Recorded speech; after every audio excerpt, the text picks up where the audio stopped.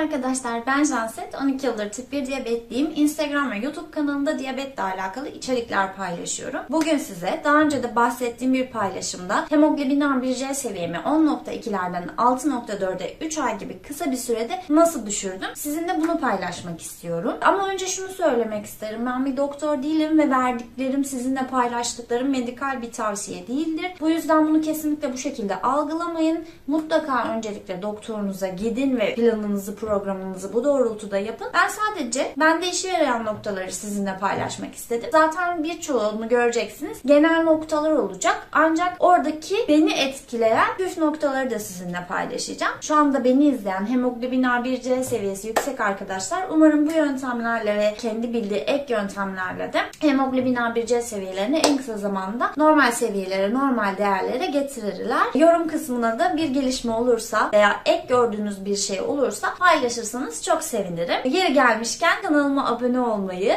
Instagram'a gelip beni takip etmeyi, videoyu beğendiyseniz beğenmeyi ihmal etmezseniz çok sevinirim. Haydi başlayalım. Neymiş bu 5 şey? 1. Beslenme. Beslenmede ben nelere dikkat ettim arkadaşlar?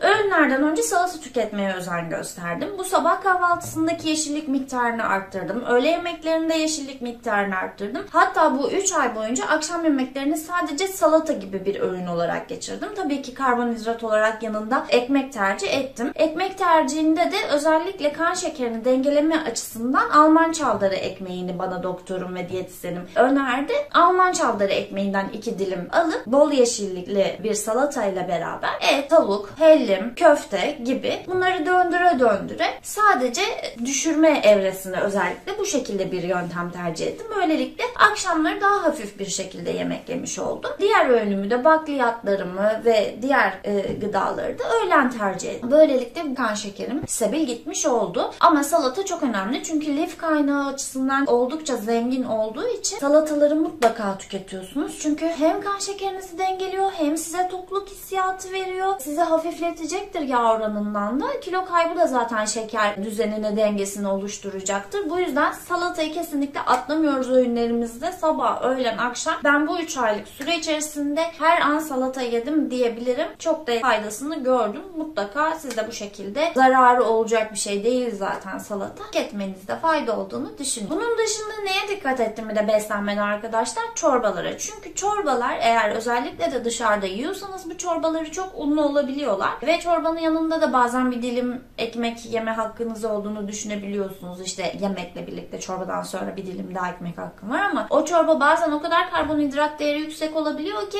ekmek hakkınızı zaten çoktan götürmüş oluyor. Hatta üzerine bile geçmiş oluyor. Bu yüzden çorbalara çok dikkat etmenizi, mümkünse dışarıda tüketmemenizi tavsiye ederim. Zira köfteler de öyle. Daha fazla yağlı olabiliyor. Ev köftesi, kendi yaptığınız köfteleri tercih edebilirsiniz. Bir de beslenme konusunda bu noktalara dikkat ettim diyebilirim. Peki 2 ne arkadaşlar? Fiziksel aktivite. Fiziksel aktivitesiz olmaz. Ama spora vakit ayırabiliyorsanız 2 günde olsa, 1 gün bile olsa spora vakit ayırmanızı tavsiye ederim.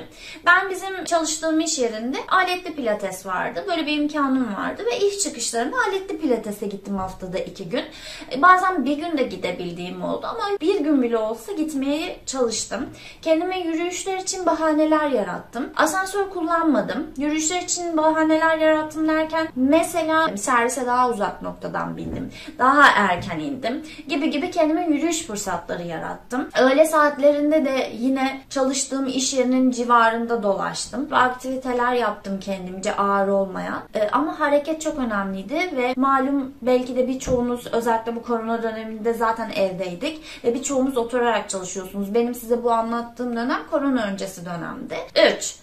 Diyabet diyetisyeni arkadaşlar. Bunu zaten biz de tahmin edebiliriz diyebilirsiniz.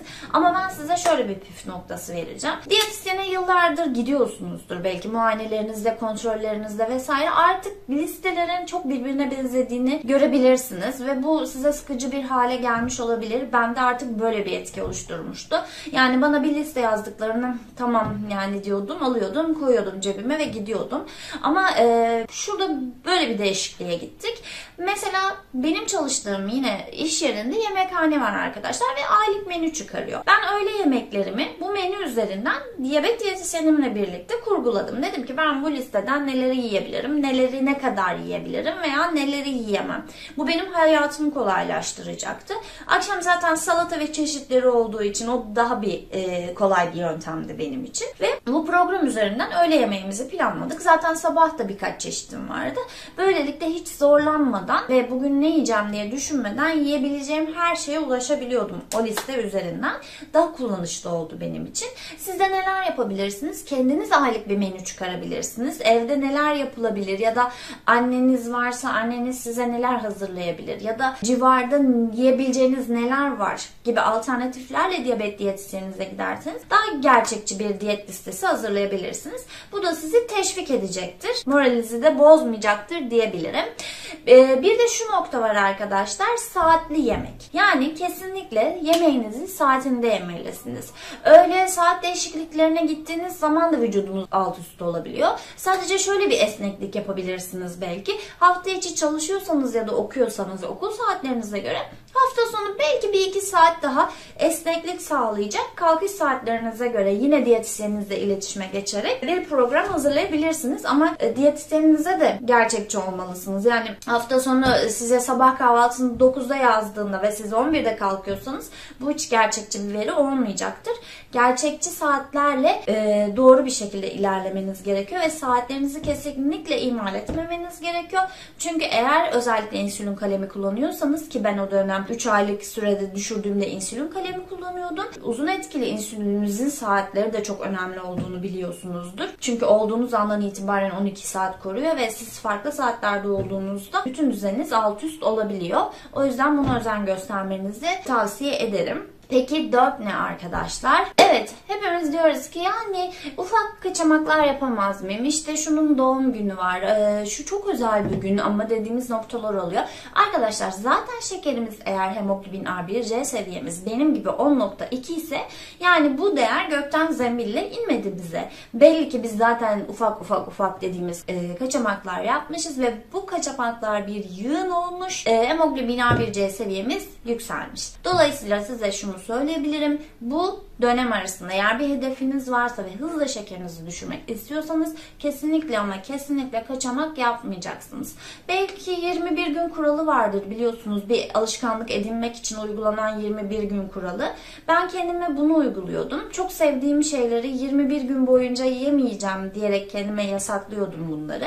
Tabii ki bunu kendi içimde yaşadığım bir süreçte yasaklıyordum. Sonra da dedim ki zaten 21 gün yemedim. Bir 21 gün daha yemeyebilirim diye aslında bu 3 aylık süreçte bazı şeyleri erteledim. Tabii ki kaçamak yapacağız. Yani hepimizin de kaçamak yapmaya ihtiyacı olduğu dönemler oluyor. Ama o dönem bu kadar şekerinizin yüksek olduğu dönem olmamalı arkadaşlar. Hemoglobin A1C seviyenizi düşürdükten sonra araya serpiştirebilirsiniz. Çok sık olmamak kaydıyla. Zaten tüketebileceğiniz diyabete uygun güzel ürünler de var. Bu da sizin nefsinizi köreltecektir. Şu hissiyat hepimizde var. Yedikçe yiyesimiz geliyor. Kan şekerimiz yükseldiği için. Kan şekerinizi stabil tutarsanız zaten böyle bir arayış içerisinde olmayacaksınız. Yani sizi kışkırtacak ortamlarda bulunmayın. Yine şirketten örnek verecek olursak bizim şirkette her gün birinin doğum günü var ve her gün bir kutlama var. Ben mümkün olduğunca bu dönemlerde hiçbirine katılmadım. Kendime bir çay, bir kahve, bir şey alıp kendi masamda başka işlerle uğraştım. Siz de bu ortamlarda çünkü bitmiyor doğum günleri vesaire gibi etkinlikler bulunmayın bu süreç içerisinde diye tavsiye edebilirim. Çünkü zaten şekeriniz yüksek olduğu için dayanamayabilirsiniz. Bu aktivitelerden uzak durun diyebilirim. Ve 5, benim hayatımı değiştiren en önemli nokta da şu oldu bu kadar hızlı düşürmemdeki sensör. Bu sensör CGM sistemi, sürekli ölçüm cihazı. Kan şekerimin sürekli ölçülmesi doktoruma da doğru verilerle gitmemi sağladı. Günde 4 kere 5 kere benim şeker ölçüm değerlerimi görüyorken şimdi 24 saat içerisinde hangi saatlerde şekerimde hangi dalgalanmalar olduğunu görebildi bu sensör sayesinde. Ve o saatlerde ben ne yedim, hangi yiyeceğim benim şekerime etkisine kadar ya da şunu görmüş olduk. Geceleyin saat 4'te şeker yükselişim oldu ve sabaha karşı yüksek şekerle uyandım gibi etkileri gördü. Bu doğrultuda da daha doğru ve daha programlı bir insülin ayarlaması yapabildik. Bu insülin ayarlamalarını düzene soktuktan sonra bir de sensör sürekli uyarı verdiği için şeker düşüşlerinde ve şeker yükselişlerinde buna göre de ben insülin ekstra bolus gönderdiğim zamanlar oldu. Ya da düşmeye yakın hafif bir ara öğün aldığım oldu. Böylelikle hem de fazla şöyle ki diyet listesinde bazen işte saat 10'da ara öğün yiyeceksin. Belki de yememen gerekiyor. Bunu görmüş oldum ben mesela. Saat 10'daki ara öğünümü iptal ettik. Yerine örnek veriyorum bir Nescafe koyduk. İşte bu şekilde sütlü bir Nescafe ile ara öğün yapmış oldum. Akşam öğleden sonraya 2 tane ara öğün eklemiş olduk. Bu doğrultuda daha doğru görünür bir sistem oluştu benim için. Ve ben 2 ay kadar Evet ya 2 ay da değil belki 1,5 ay kadar sensör kullandım. Doğrudan çok büyük etkisini gördüm bu anlamda. O yüzden sensörü tavsiye edebilirim. Yani şöyle maddi olarak pahalı gelebilir. O dönem keza benim için de çok böyle pahalı geliyordu. Ama ben bunu şu doğrultuda kullanmıştım. Şekerim yüksekti ve bunu düşürmek için bir şeyler yapmalıydım. Yaptığım ölçümler yetersiz geliyordu. Daha doğru bir harita çıkaramıyordum, yol izleyemiyordum. Bu yüzden ne yaptım? Bütçemi ona göre ayarladım. Sadece bu dönemlerde sensör kullanmaya çalıştım, özen gösterdim. En azından maliyeti de düşürmüş oluyorsunuz. Sürekli kullanmak zorunda değilsiniz. En önemlisi bünyenizi tanıyorsunuz. Yani benim saat kaçta şekerim çıkıyor? Ne yediğimde bana ne gibi bir etki veriyor? Vücudum ne gibi bir tepki veriyor? Bunları öğrenmiş oluyorsunuz. İnsülinlerinizin doğru ayarlanıp ayarlanmadığını görmüş oluyorsunuz. Çünkü 4-5 ölçüme göre insülin ayarlanması nerede? 24 saatlik bir ölçüme göre insülin ayarlanması nerede? Bunu tahmin edebilirsiniz siz de. O yüzden bütçenizi en azından bu dönemde sensör için biraz zorlayabilirsiniz diyebilirim. Yine çeşitleri var. İstediğiniz sensörü bütçenize göre araştırıp tercih edebilirsiniz. Umarım verdiğim bilgiler sizler için faydalı ve yeterli olmuştur. Eğer eksik gördüğünüz şeyler varsa tekrar yorumda benimle paylaşırsanız çok sevinirim. Böylelikle daha fazla arkadaşa da ulaşabilmiş oluruz. Tekrar hatırlatmak istiyorum. Kanalıma abone olmayı, videomu beğenmeyi, Instagram sayfama gelmeyi ihmal etmeyin. Kendinize çok iyi bakın. Görüşmek üzere.